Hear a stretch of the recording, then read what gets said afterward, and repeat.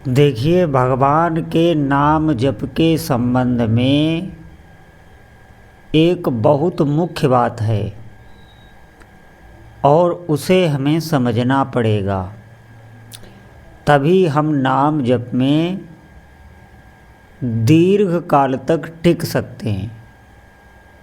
आपको इसको समझना पड़ेगा कि जब आपको कुछ समय हो जाएगा, आप समझें, जब आपको कुछ समय भगवान नाम जप करते व्यतीत हो जाएगा, फिर आपको नाम जप की महिमा समझ में आने लगेगी। तब तक नहीं आएगी। जैसे आप प्रारंभ में ही भजन कर रहे हैं, आप अभी एक कवल आपके भीतर अन्न का गया है और आप सोचने लगे कि हमें तो कुछ अनुभव ही नहीं हुआ, भूख आपको बहुत जोर की लगी है, तो ऐसे नहीं होता है ये। क्योंकि जब जितनी साधक की अवस्था परिपक्व होती चली जाएगी, उतना ही भगवन मार्ग आपको समझ में आएगा और जो यथार्थ ज्ञान है वो अनुभव में आएगा। जैसे ध्यान देंगे कि जैसे एक छोटा बालक भी भोजन करता है और एक बड़ा भी भोजन करता है, तो जिस ज्ञान के साथ जो बड़ा है वो भोजन कर रहा है, उस ज्ञान के साथ छोटा नहीं करता। उसे ये नहीं पता है कि भोजन करने से हमारे प्राणों की रक्षा होती है या हमें कार्य करने की ताकत मिलती है, स्फूर्ति आती है। ये छोटे बालक को नहीं पता। उसे भूख लगेगी, वो रो देगा, और उसे जब भोजन मिलेगा तो तृप्ति का अनुभव होगा, इससे वो शांत हो जाएगा। लेकिन जो बड़ा जिस हिसाब से भोजन करता है, उसमें ममत्व बुद्धि होती है भोजन में। उसे दुख होगा अगर उसे भोजन ना मिले। जिस प्रकार का दुख उसे होगा, वैसा उस अज्ञान अबोध बालक को नहीं होगा। क्योंकि जो बड़ा हो जाता है उसे भोजन में ये ममता होती है कि इससे हमारे प्राणों की रक्षा होती है, ये नहीं करेंगे तो हमारा शरीर दुर्बल होगा। ठीक इसी प्रकार जब साधक भजन करते हुए परिपक्व हो जाता है, तब उसे भजन का महत्व पता चलता है। जो भूख है वो अपनी भूख को समझ पाता है कि हमारे भीतर ये जो दुख आ रहा है, ये परमात्मा से मिलने का ही दुख है। उसे हम संसार में घटित कर रहे हैं। आप समझें, आप किसी भी दुख से दुखी हों, वो चाहे किसी भी प्रकार का दुख हो, ये मनगढ़ंत बात नहीं है, ये शास्त्र सम्मत बात है। हर जीव के भीतर जो अभाव बना हुआ है, वो ईश्वर से बिछड़ने का ही है और उसकी तृप्ति संसार में कर रहा है, अज्ञान के बस। यही बात आपकी भजन से समझ में आएगी। देखिए, आप सुन तो सकते हैं ये ज्ञान, लेकिन आप समझें, इस ज्ञान को सुनने मात्र से हमको शांति मिल जाएगी, हमारी स्थिति बन जाएगी, वो नहीं बन सकती। कितनी भी बड़ी बड़ी चर्चाएं आप सुन लें और कह लें, लेकिन जब तक आपके पास भजन नहीं है, तब तक आपको स्थिति प्राप्त होगी ही नहीं। इसीलिए नाम जप, आप समझें, बहुत आवश्यक है। भोजन से तुलना इसलिए की जाती है कि जब आप नाम जप करेंगे तो आपको जो तृप्ति मिलेगी, जो शांति मिलेगी, आप देखेंगे तो वो आप समझेंगे जब आप विषयों का सेवन कर रहे थे, बिल्कुल भगवान नाम से विमुख थे, वो शांति तब नहीं आ रही थी, लेकिन वो भगवान नाम जप करने मात्र से मिल रही है। और जबकि विषयों से आप विमुख हो रहे हैं, संसार में आपकी आसक्ति कम हो रही है, तो ऐसे दिव्य अनुभव आपको होने लगेंगे कि शांति है कहाँ। तो फिर मार्ग में आप आगे बढ़ने लगेंगे। इन बातों का आप समझें कि चिंतन भी आप तभी कर सकते हैं जब आपके पास भजन का संग्रह होगा। अधिक से अधिक भगवान नाम जप का आप संग्रह कीजिए, इकट्ठा कीजिए धन की तरह। ये बात हमें समझनी होगी।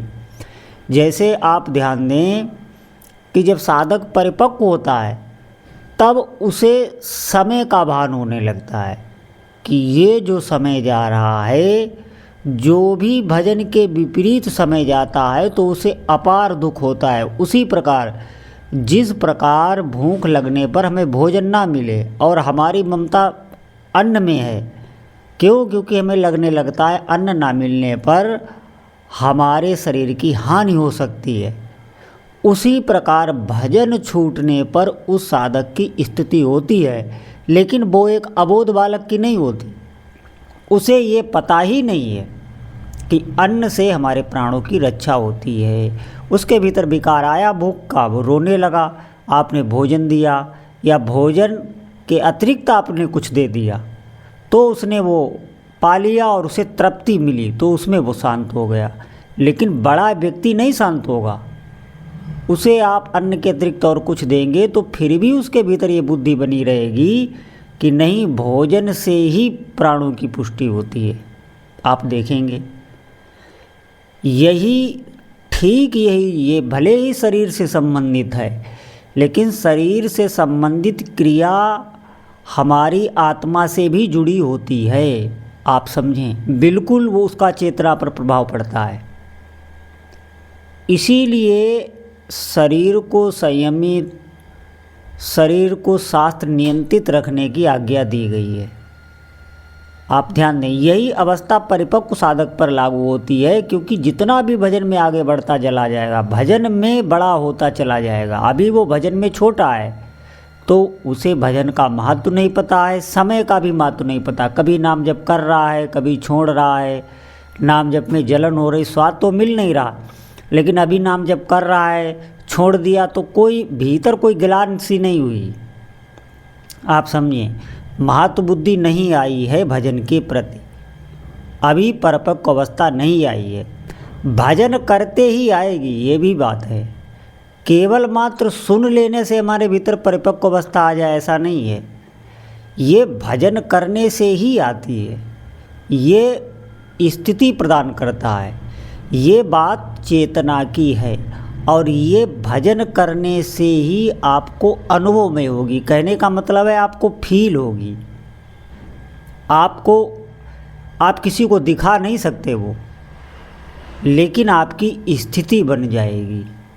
स्थिति का मतलब है जहाँ पर आप पहुँच गए हैं वो स्थिति विषयों से ऊपर होगी।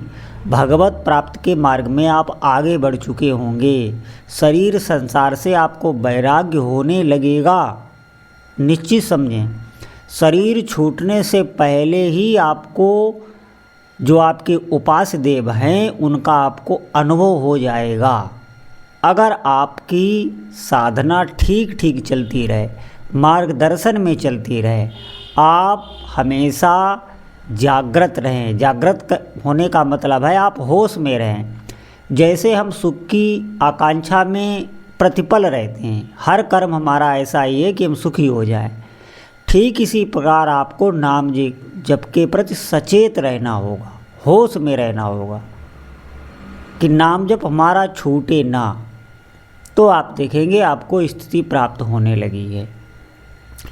तो जब तक हमें दीर्घ काल तक नाम जप करते नहीं हो गया है, तब तक आप ध्यान दें कि हमें नाम जप की महिमा समझ में आएगी नहीं, क्योंकि जितना ज़्यादा संग्रह होता चला जाएगा।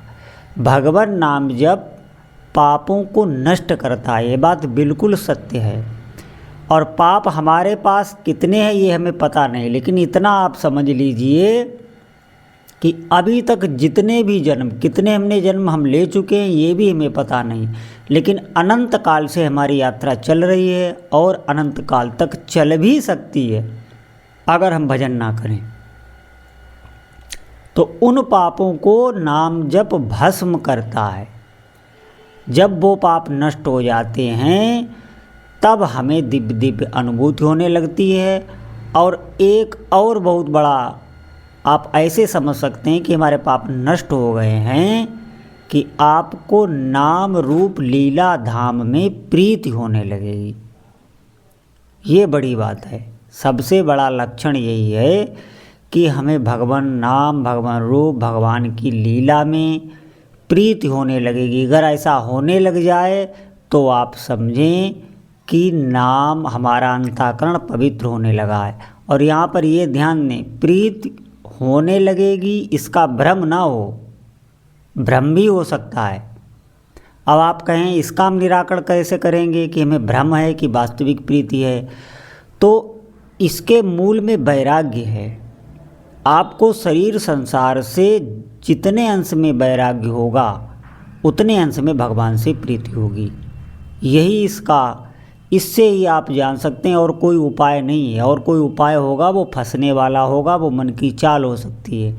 लेकिन आपको ये देखना होगा कि शरीर संसार से कितना हमें वैराग का मतलब है आपको अरुचि भीतर से होगी। अच्छा नहीं लगेगा, कार्य आप सब करते रहें, कुछ छोड़ेंगे नहीं, लेकिन आपको हर कार्य करते हुए आसक्ति आपकी नहीं होगी, आसक्ति आपकी भजन में ही होगी। ये एक अवस्था है और ये आने पर ही समझ में आती है। तो हमें क्या करना है? हमें अधिक से अधिक नाम जप को ही महत्व देना है और अधिक से अधिक नाम जप ही करना है। बोलो जय जय श्री सीताराम।